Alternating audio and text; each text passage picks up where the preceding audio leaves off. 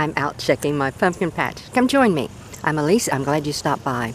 I hear lots of folks say, I'd love to grow pumpkins. I don't have enough room. Let me share with you, you don't need lots of room.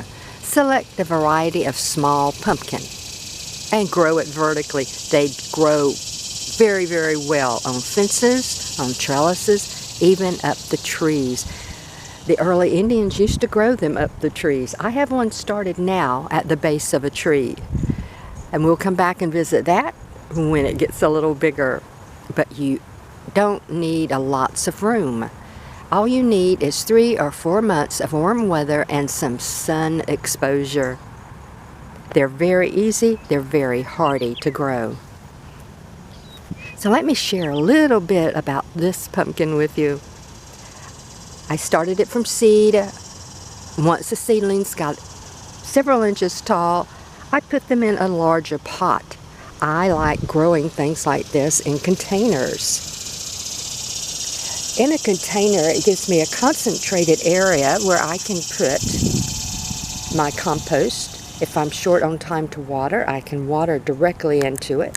And I know by now that the roots have gone through the drainage holes and have anchored themselves into the ground and picking up some nutrients from the soil below. Also, the container on a corner like this gives the plant a little protection from the neighbor's cats coming around and spraying everything on the corners. It's tucked away in the corner of my yard, and when the plants started hanging over the container, I just kind of angled them so that they all basically went out in a semicircle. Beautiful plant, large leaves, really pretty mottled variegation. The whole plant is edible. The leaves, the stems, the flowers, the fruit, the rind, the seeds, everything but the roots from what I found. So you have a complete smorgasbord right here in one plant.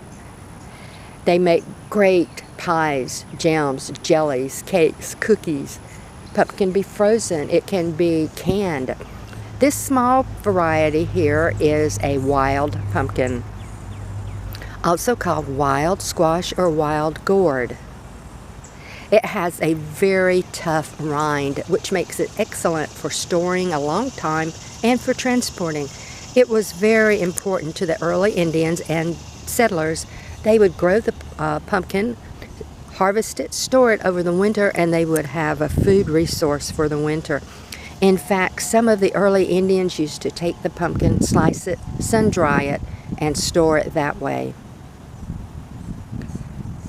It's been growing in the state of Florida for hundreds and hundreds and hundreds of years. The early explorers left documents about coming and landing on the east coast of the United States and finding the trees full of vines with wild pumpkins and wild gourds. That would have been fantastic to see. This, again, it lends itself very well to growing up trees. It may be my method of growing choice from now on. There's documents saying that this plant was heavily cultivated up around the Tallahassee, Florida area back in the early 1500s. It's been around for quite a while. It is small, 2, 3, 4 pounds, maybe 5 if you stretch it. They're usually round, but sometimes they can be a little oblong. The color on the outside can be white, beige, brownish, greenish. It can have a little stripe to it, and it can be a little orange. On the inside, though, they are bright orange, smell great. They're sweeter than butternut squashes. They aren't as fibrous as the large pumpkins. Great project for kids. Very nutritional. Also has some medicinal benefits. If you're interested in that, you might want to research that. The plant is monoecious, which means it has the male and the female parts on the same plant. And standing up and looking at the distance, you can't really tell one flower from the other.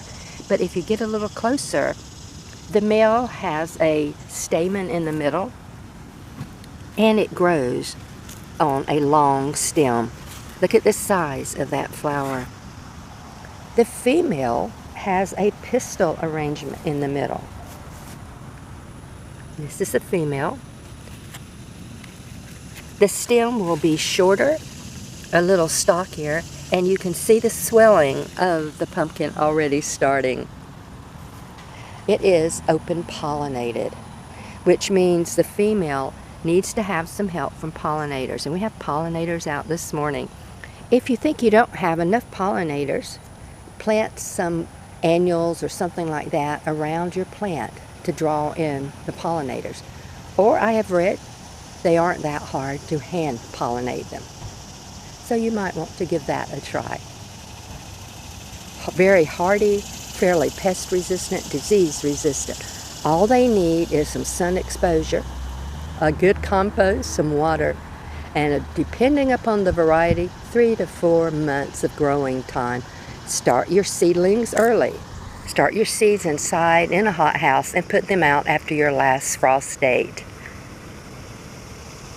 Although we call this the wild pumpkin, and it is still referred to as the wild pumpkin, it is now mostly called Seminole pumpkin.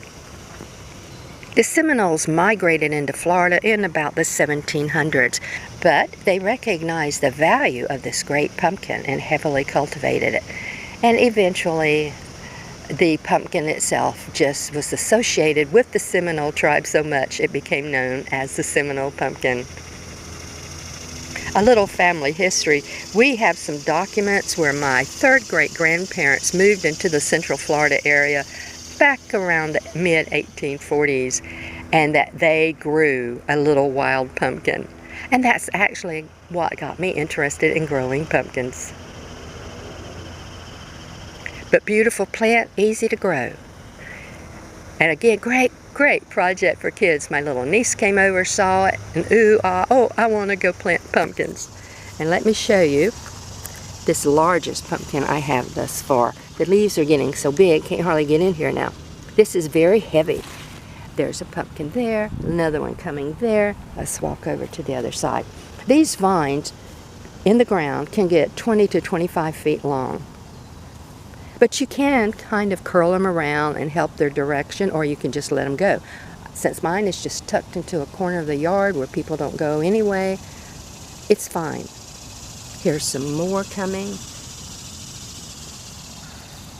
Another female blossom already swelling at the end. The plant has tendrils, which really helps it to hold on to a fence or trellis, tree, whatever. Everywhere a joint or a node lays on the ground, it can root in. And this is great because what that does is give you the possibility of another plant and more bloom. So if something happens to the vine farther up, you can still grow something at the end of it. Beautiful plant. I hope this is something that you can put in your landscape, and that this helps you to realize you don't need a lots of room. It's mostly just 3 or 4 months of warm weather is all you need. That's it. I hope you have a fantastic day.